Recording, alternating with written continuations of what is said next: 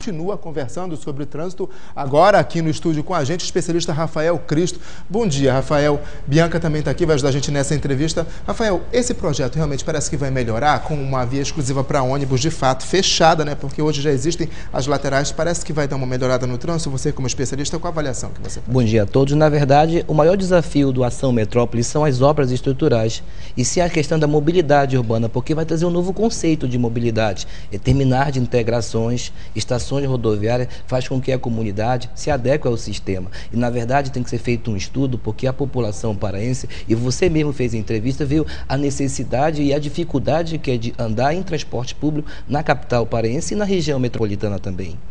A gente vai falar sobre mobilidade, inclusive, né? Sobre essa questão da acessibilidade daqui a pouco, né, Bianca? Você tem uma pergunta? Rafael, eu queria saber com você o que falta, assim, para o trânsito realmente. A gente vê que o projeto Ação Metrópole está tentando, de alguma forma, melhorar a situação, mas falta consciência, faltam campanhas educativas, sinalização, ou até mesmo rodízio, porque Belém está num número absurdo de veículos rodando na região metropolitana toda. Na sua opinião, o que de fato precisa para tentar melhorar esse trânsito? O desafio maior é na questão de você incentivar o transporte público. Como você vai motivar a comunidade a sair do transporte individual e partir para o transporte coletivo? Porque atualmente o que vê é o inverso. A pessoa parte para o transporte individual achando que é mais seguro e o congestionamento. É comum o Libicop mostrar volume grande de trânsito congestionado na região metropolitana de Belém. Então o desafio maior está ligado à questão do transporte público, João Jacques. Rafael, você falou agora há pouco sobre a questão da mobilidade, né, Bianca? E o Guilherme continua lá com a representante do Ação Metrópole. A gente vai saber com ele, na verdade, o que é que está sendo previsto desse tipo de ação, o que é que está sendo...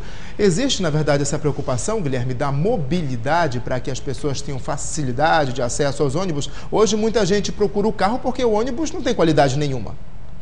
É justamente isso, conversar aqui com...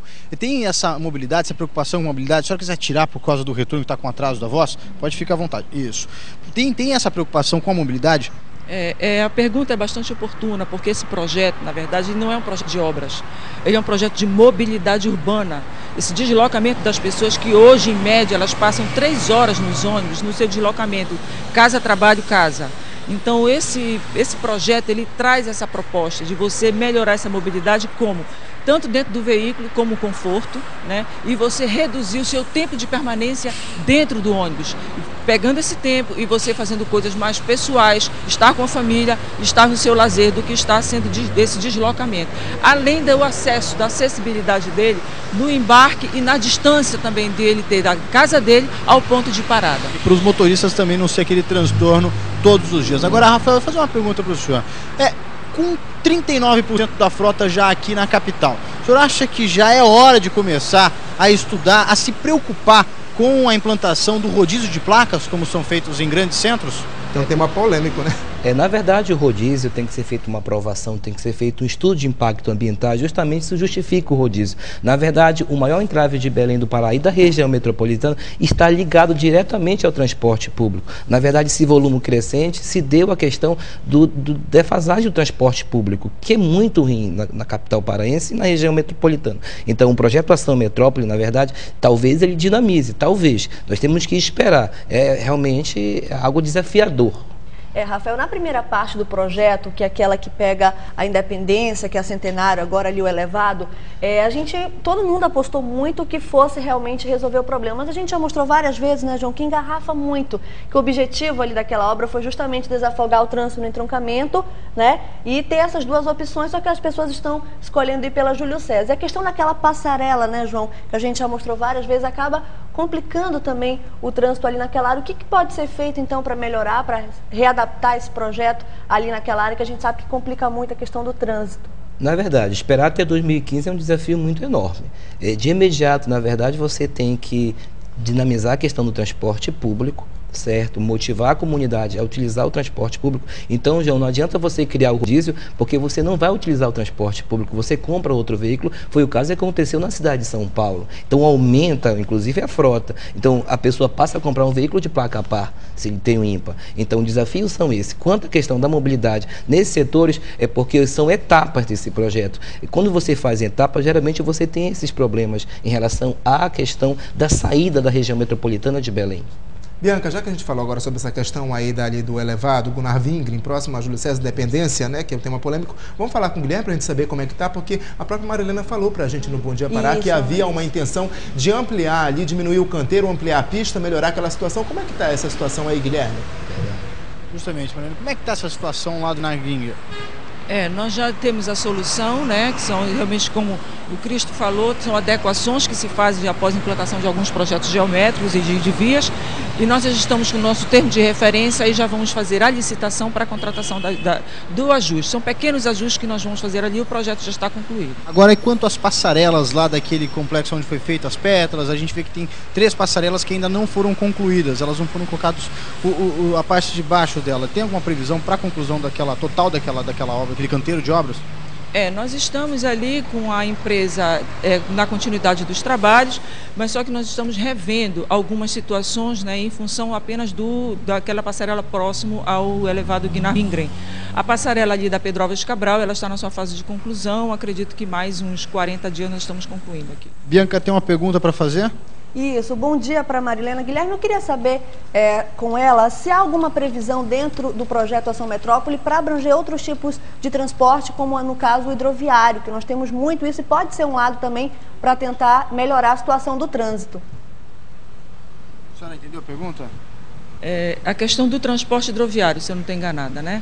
A questão do transporte hidroviário, a única solução que nós trazemos nesse projeto do Ação Metrópole é o terminal de integração intermodal que vai ser feito ali à proximidade de Coraci. São as linhas do hidroviário que vêm das ilhas, mas ele não traz uma outra proposta, até porque essa mobilidade de transporte hidroviário, se acontecer, ele se torna um pouquinho mais municipal, porque seria de Coraci até a universidade, pelo que eu saiba, é uma linha que está sendo trabalhada pelo próprio município. Isso, até realmente, né, Bianca, a gente sabe que esse projeto prevê inclusive a integração da hidroviária com a transporte de ônibus, onde eles vão ter um terminal, vão descer dessa embarcação e já embarcar automaticamente em um transporte público. Guilherme, só uma pergunta rápida antes de encerrar, que a gente queria saber como é que vai ficar a situação das obras aí no Almirante Barroso, durante o período em que foi realizado. Como é que vai ficar? Deve ficar complicado, né? João, desculpa, eu não escutei. Você pode repetir, por favor? A gente quer saber como é que vai ficar a questão da obra aí no Almirante Barroso enquanto estiver realizando aí a construção dessa passagem central para os ônibus. Marilena, como é que vai ficar a questão das obras aqui no Almirante Barroso durante esse intermédio? Como é que vai ser a passagem dos carros aqui?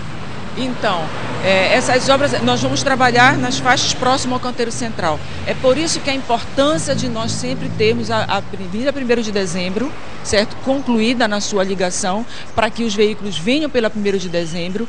E também esse trabalho todo que o município está fazendo dos binários aqui ao longo do Almirante Barroso. Com isso, você consegue distribuir o trânsito e colocar esse trânsito para as vias laterais do Almirante Barroso e não trafegando somente nela. Agora, uma alternativa para fazer com que flua mais rápido esse trânsito, né, nesse período de obra, seria também usar o binário, aquele binário temporário, durante o período de entrada na cidade, usar mais pistas para ir sentido centro, no sentido contrário, final do dia, inverter o sentido, não seria uma forma de tentar também amenizar o problema, o impacto dessa obra?